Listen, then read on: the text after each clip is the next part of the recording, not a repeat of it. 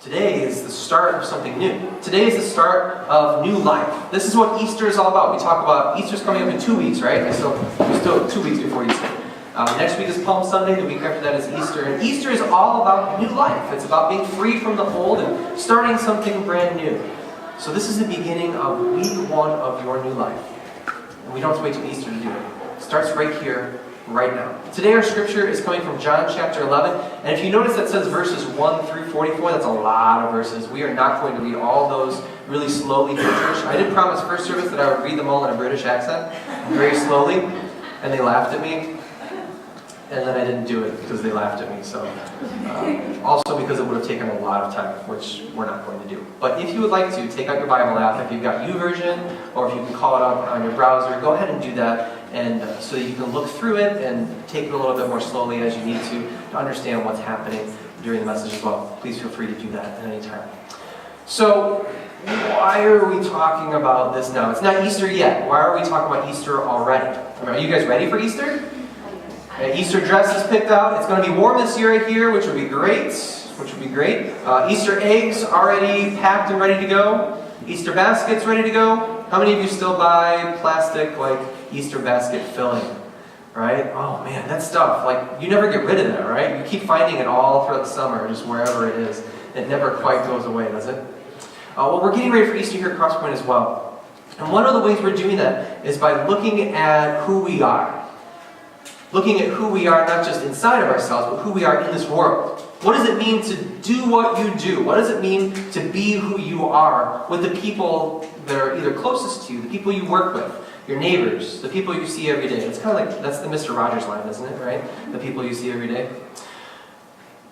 What I want to put forward to you, and maybe what we can see today as we look at the story from the Bible, is I want you to think of yourself as forever changed. Easter means that you are forever changed. There's something different going on. There's something special. There's something unique. There's something just changed about it. And what we're going to see is Jesus comes to a guy named Lazarus. And he does something extraordinary. He does something that's, has never really been done before. And he changes his life as a way to show the people around him what Easter is going to be about. Because they haven't seen it yet. They don't know what it is. But he gives them a little taste. And says, this is what the new life in me is all about. So that's what we're going to talk about today in the story of Lazarus. But before we get into that, I'll give you time to get that up on your phones and such. I want to tell you a different story. I want to tell you a story about a stove. All right? Like an oven, right? A story about an oven. At the first place that we lived, the first house that Aaron and I bought was in Wisconsin. And it was in northern Wisconsin. And in those towns, a lot of the towns were built in the 40s and 50s. And the house that we were very blessed to buy was kind of a 1950s 3-bedroom ranch. Can you picture that? Like nice wood, wood paneling on the outside, 1 story, 3 bedrooms on one side, front room with a dining room, kitchen, all kind of together, right? It's a beautiful house. When we bought it, guess what color the carpeting was? Green. Pink. Those were all good guesses, by the way. Rose pink. Rose pink was the carpet color. Not only was the carpet rose pink, the toilets, and the bathtub, the sinks, the wallpaper, the tile around the bathtub. Was there more? That was everything was rose pink. Rose pink. Now, this was about 10 years ago, 15 years ago or so. That was not something that was, you get those ads from Rebath. Ours was the bathroom of the before picture. Right? That's what it was. So we remodeled all that. First thing we did was took up the rose pink carpeting, beautiful hardwood floors, original hardwood floors under it, not a scratch on them, gorgeous, done. Remodeled the bathroom, which we paid people to do because if you get to know me, you know that I don't know how to use tools. So that was great, and that was wonderful.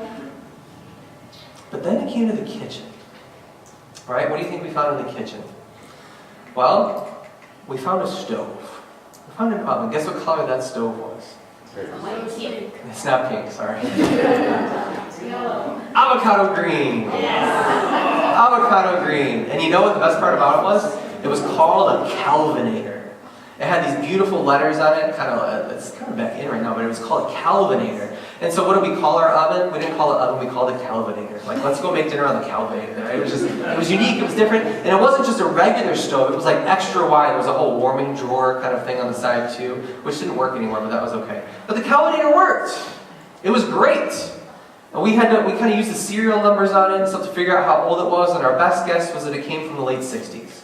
So it was a 40-year-old stove. Anybody still have a 40-year-old stove in their house? It's kind of dicey, right? 40-year-old stove. And it worked. It worked just fine. There were pieces of it that were not the best. The warming drawer didn't work and such, but it worked. And so with all the stuff that we did to the house, all the things that we replaced, all the things that we made new in there, we didn't touch the oven. The refrigerator was new. We cut out cabinets to put a dishwasher in, because you gotta have a dishwasher, right? We replaced the flooring, we knocked out half of a wall, we repainted, we did everything else to it. But we left the Calvinator. Why? It still worked. It still worked. Avocado green, but it still worked. Today, that's unique, right? Doesn't it bug you when you buy a new appliance or a new electronic device or a new anything, and it's got a 2-year warranty, and you make it through 2 years, and what happens on the next day after the 2-year warranty? Magically, it breaks. It's done. Something happens. Why does that happen? Well, we tend to think maybe cynically it's planned obsolescence. Maybe not so cynically. Maybe that really is a thing, where things are designed to live a certain number of years and then they just don't work anymore. So, okay, how does it make you feel when that happens? It's angry, right? It's frustrated. Why? Because you want things to be like the Calvinator, right? To last for generations, like to raise a whole family with one stove, this hard-working stove, to make it work. You think that's the way it should be because that's the way it was. But yet inside you know that it's not going to be that way. And so when it happens, you're angry, you're frustrated. This happens in other ways too, where we know that it's just not right when things die. It's just not right. When winter comes and fall is over, it's just not right, is it? That's very clear in Chicago. When winter hangs on an extra month here, it's just not right. When we experience the aches and pains in our body, it's just not right. My hip is killing me. I worked it too hard at the gym this week. It is killing me. We know it's not right. Little pieces of things. We feel, the beginnings of that death thing. We experience it in real ways too. Some of us today are mourning the loss of people that they love. You're looking forward to an Easter with family, but you know that you're not going to be there with somebody this year. And you know inside yourself, in a bigger way, in a deeper way, that transcends the electronic stuff, but in the real way, in the things that matter in life, you know inside yourself that it's just not right that things die. It's just not right. Because that's the way we're made, right? In the beginning, the story that we have, the creation of the world, is God comes and creates this world. He speaks it into existence, and He creates life. And everything is living, and everything is happy, and everything is harmonious, and there is no death. God lives with His people in perfect harmony. They talk together, they walk together, they live, they have a connection that's perfect. There is no death. And then death comes. Then we experience it. And pain happens, hurt, suffering, all these things, this brokenness. Our relationship with God is disconnected, it's broken because of death.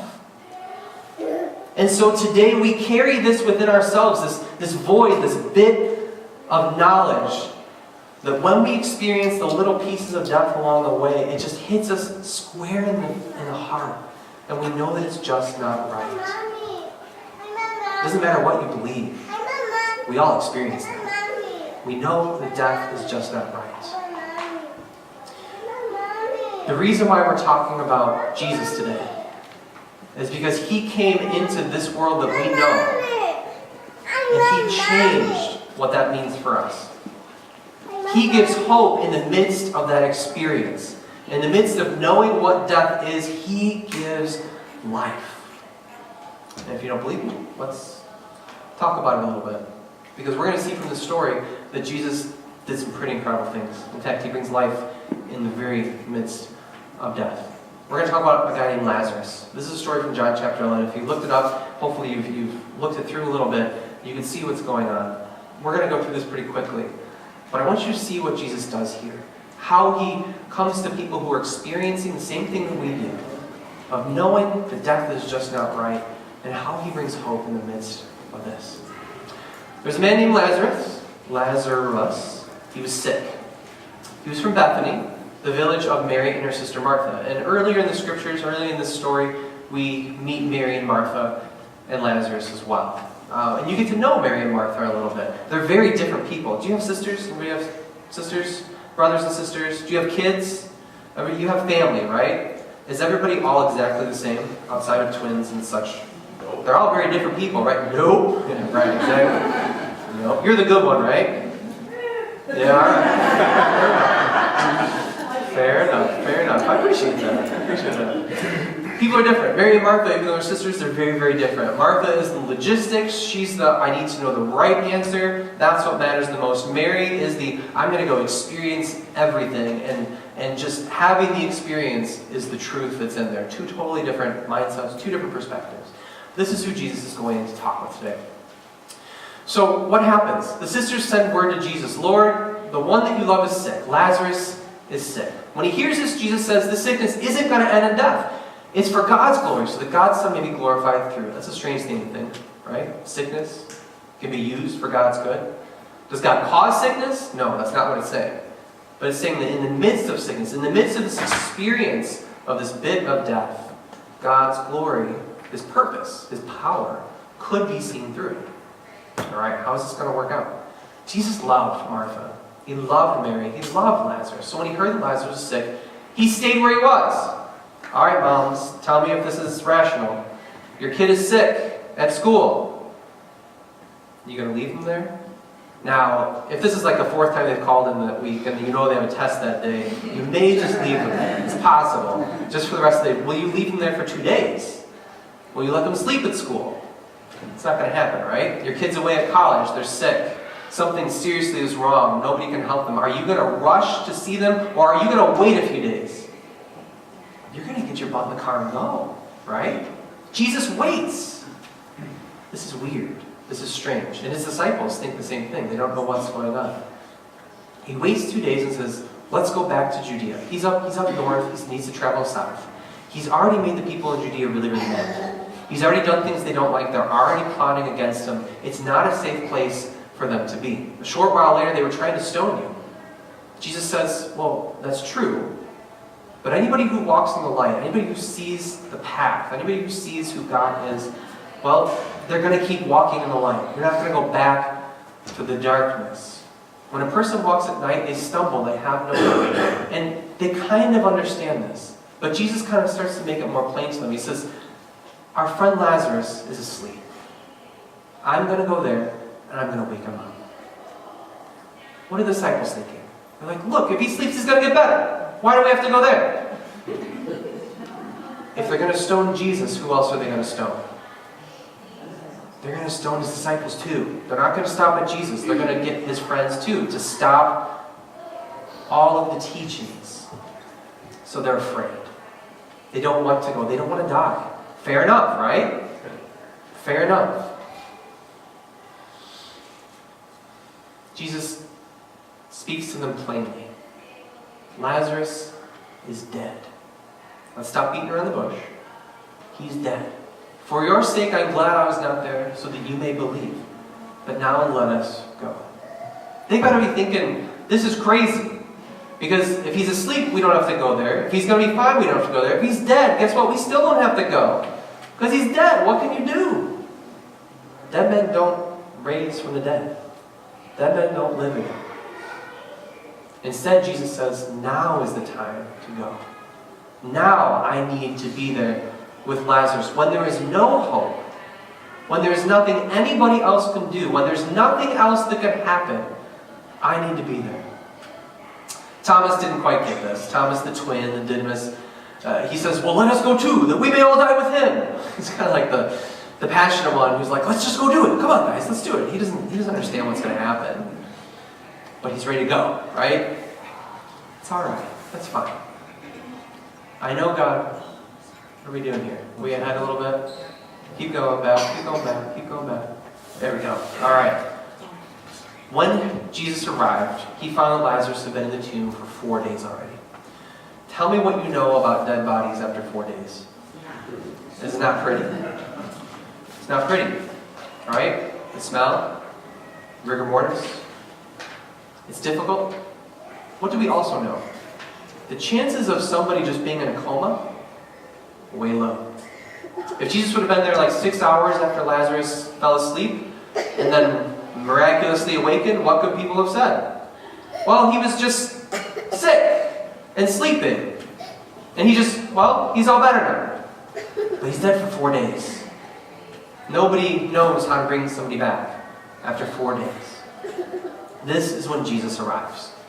And he encounters Martha and Mary. And the scriptures tell us these two stories, which are really, really neat. And I hope that when we look at these in just a second, you can identify with one of these people. Because that's kind of how it works. We identify with different people in Scripture. And you'll notice that Jesus actually comes to each of them in a very different way. Very different way. Let's check this out. Martha's first.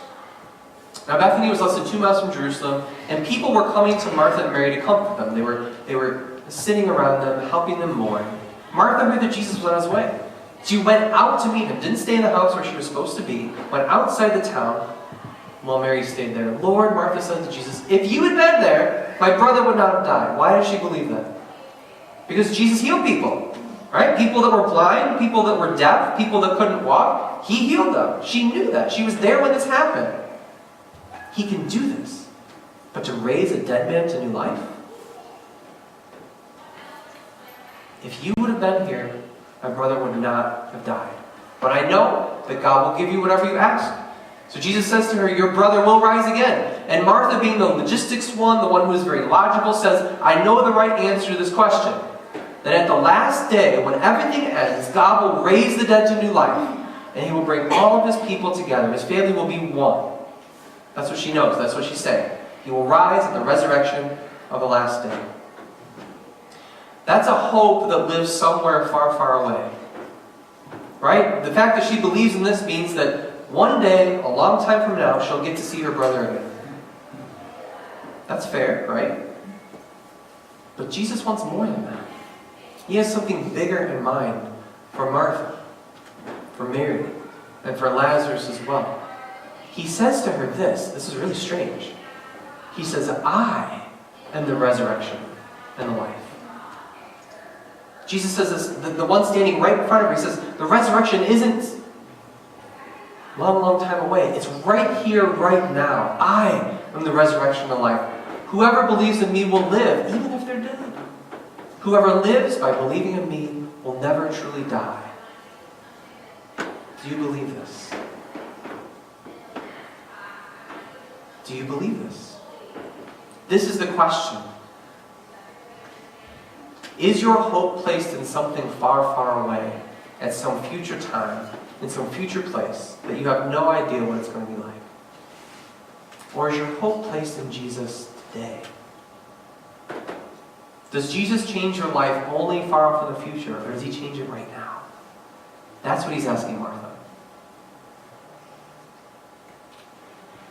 What he's trying to tell her is to give her a preview that death is not the end. Death is not the end. When her eyes are changed around this, she starts to see that today matters more than she thought. Having the right answer about the end-time hope of the resurrection is great. We have that. But if it doesn't filter in for Martha to today, she's going to miss what Jesus is going to do. She's going to miss how he makes life happen right here, right now. So this happens really quickly. She knows the right answer. Martha says, yes, Lord. I believe that you are the Messiah. You're the one who God has promised for all time, who will come and make everything new. He's the one that will take that void that you have where you know everything is wrong with death, and he will heal that. He will make it new again. And after she said this, after she confessed it, she believed this, she then sent for Mary. And said, Mary, all right, it's your turn. Teacher's here. He wants you to come and see him now. So what does Mary do? She runs. She just gets up and runs. She's like Thomas. She's the passionate one. She's like, I'm going to get up and go. I'm going to see him. All the people around her were like, whoa, what is happening here? We're supposed to be here comforting her. So they follow her out there as well. They want to see what's happening too. So Mary reaches Jesus, and instead of asking him questions, what does she do? She falls at his feet. Do you guys have, like with your kids, your sisters, somebody's more dramatic than the other? Yes. No pointing fingers. No pointing fingers. No pointing fingers. Mary and Martha have that too. Right? Mary's the dramatic one. She's the one who's going to put on everything. She falls at his feet. And she says the same thing that Martha said. If you would have been here, my brother would not have died. They're both saying Jesus is amazing. He works miracles, right? But Jesus, what did he say to Martha? He said, I'm more than that. I bring life out of death. I bring life out of death.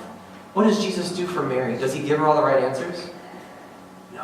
When Jesus sees her weeping and everybody coming along her weeping, he felt. He felt. He was deeply moved. He was deeply troubled. He was right there with her in her pain. In that void, he was there with her. And so he is ready for action. He's going to fix this. He's going to change this. He says, where is the body? Come and see, they all said. And what does Jesus do? He weeps.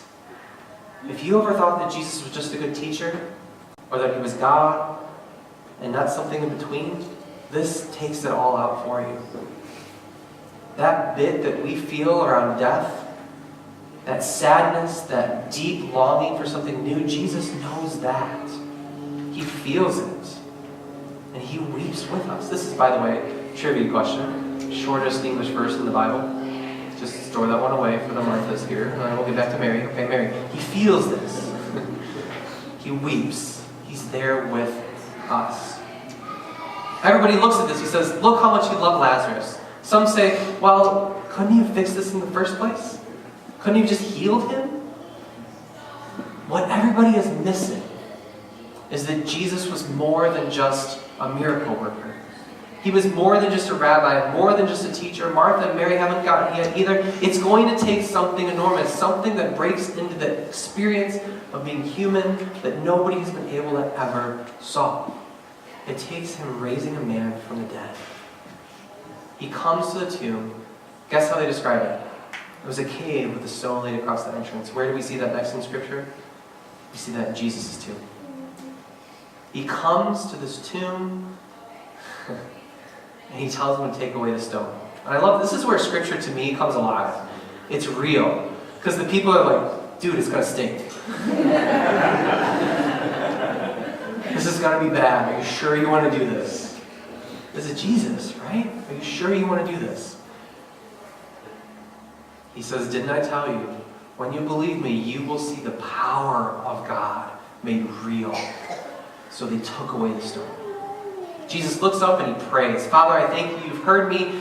I know that you always hear me, but I'm saying this out loud for the benefit of people around us, that they may believe that I'm from you. I'm not crazy. I didn't set this up ahead of time. This is an illusionist trick. This is real. So what does he do? He calls in a loud voice, just as I imagine God calling at the creation of all things, let there be light. He speaks and it happens. Lazarus, come out. And from that open tomb, the dead man walks. Jesus cannot be just a good teacher anymore. He cannot be just a miracle worker. He is God who loves and weeps with us and has power over death. He makes life out of the death that we experience. And all the people, they don't know what to do. He says to them, take off the grave clothes and set him free. Let him go. He's alive. He's alive. Easter is coming.